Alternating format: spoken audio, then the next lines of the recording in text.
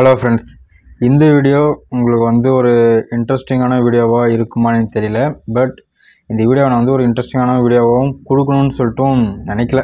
என்னடா இப்படிலாம் பேசிருக்கான்னு சொல்லி நினைக்காதீங்க. இந்த வீடியோ ஜஸ்ட்டு என்னுடைய பெயினை ரெக்கார்ட் பண்ணி வைக்கிற ஒரு வீடியோவாக தான் இருக்கும். என்னடா பெயின் அப்படின்னு சொல்லி கேட்டிங்கன்னா வச்சுக்கோங்களேன், as usual subscribes count increase ஆகலை, வாட்ச் ஹவர்ஸ் வரல, சேனல் பெருசாக க்ரோத் ஆகலை. அது எல்லாமே இருந்தாலும் ஒரு பெரிய ப்ராப்ளம் நம்மளுடைய சேனலுக்கு இருந்துக்கிட்டே தான் இருந்துச்சு. என்னென்னு சொல்லிட்டு கேட்டிங்கன்னா, நான் இந்த சேனலில் ஒரு மோட்டோ விளாகிங் சேனலில் ஸ்டார்ட் பண்ணாலுமே இனிஷியல் ஸ்டேஜில் நான் மோட்டோ விளாகிங் விட்டுட்டு மூவி ரிவ்யூஸ் தான் போட்டுட்டு இருந்தேன். காரணம் என்னென்னு சொல்லிட்டு பார்த்தீங்கன்னா, என்கிட்ட பைக்கே கிடையாது. இந்த சேனலை ஸ்டார்ட் பண்ணும்போது என்கிட்ட பைக்கே கிடையாது. நான் அதுக்கப்புறம் தான் வாங்கினேன்.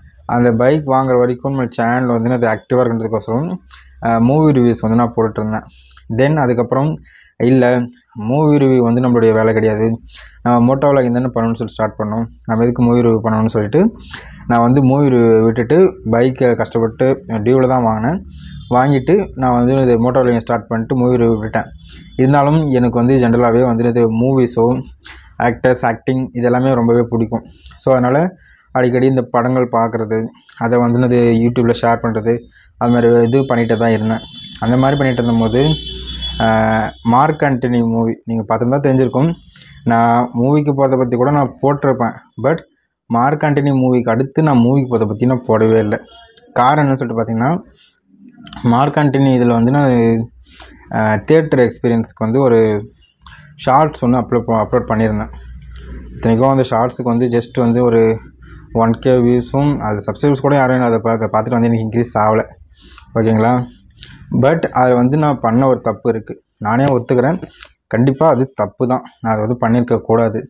என்னென்னு சொல்லிட்டு பார்த்தீங்கன்னா, அதில் இது இன்டர்வல் அந்த ஃபைட் சீக்வன்ஸில் அது ஒருத்தர் நல்லா என்ஜாய் பண்ணி டான்ஸ் ஆகிட்டு இருந்தார். தமிழ்நாட்டில் என்ஜாய் பண்ணுறது ஒன்றும் பெரிய விஷயம் கிடையாது. பட் நான் இருக்கிறதோ பெங்களூரில் ஒரு தமிழ் மூவிக்கு இந்த லெவலுக்கு செலிப்ரேஷன் இருக்குதுன்னு சொல்லிட்டு பார்த்ததும் எனக்கு ரொம்பவே டிஃப்ரெண்ட்டாக இருந்துச்சு. ஸோ அதனால் அவர் டான்ஸ் ஆனதை தான் எடுத்து நான் அது யூடியூப்பில் அப்லோட் பண்ணேன்.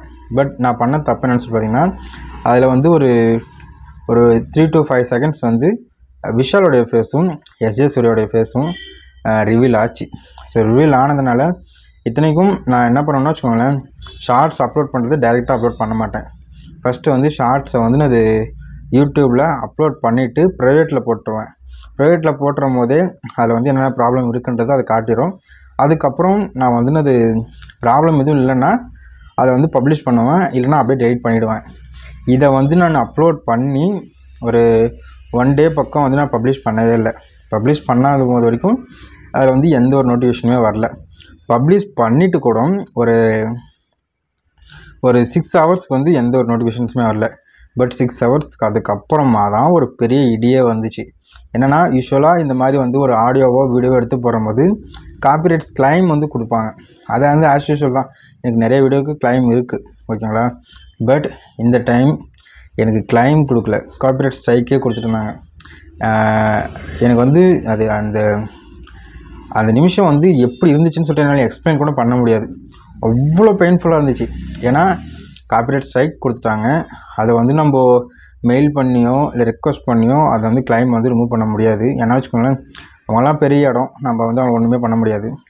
சரி, இப்போ நம்ம இந்த சேனலை விட்டு போயிடலான்னு சொல்லிட்டு பார்த்தீங்கன்னா, அன்றைக்கி எனக்கு 700 ஹவர்ஸ் வாட்ச் ஹவர் இருந்துச்சு.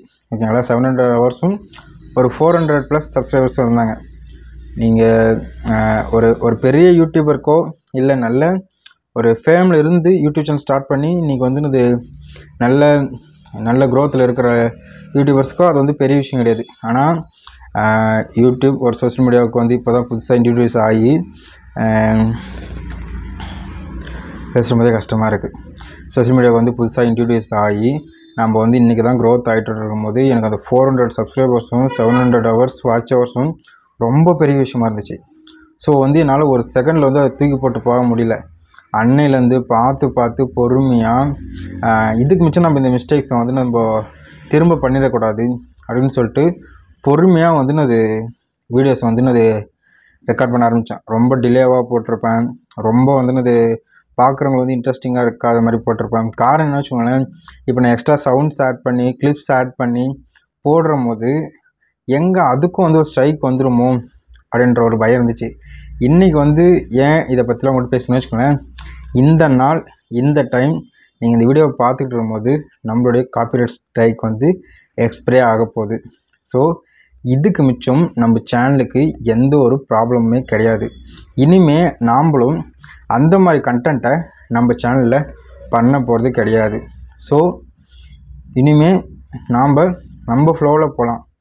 நீங்கள் இப்போ தான் வந்து இந்த சேனலை பார்க்குறீங்க அப்படின்னாலும், இல்லை என்னுடைய சப்ஸ்கிரைபராக இருந்துட்டு இந்த வீடியோவை ஃபுல்லாக பார்த்துட்டு இருந்ததுனாலும்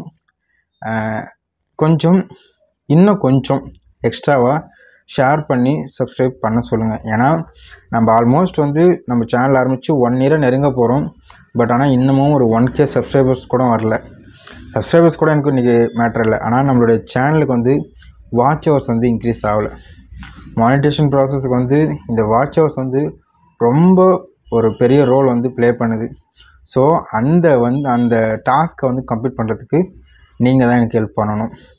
இதே மாதிரி எனக்கு வந்து தொடர்ச்சியாக சப்போர்ட் கொடுத்துக்கிட்டே இருங்க. Thank you friends.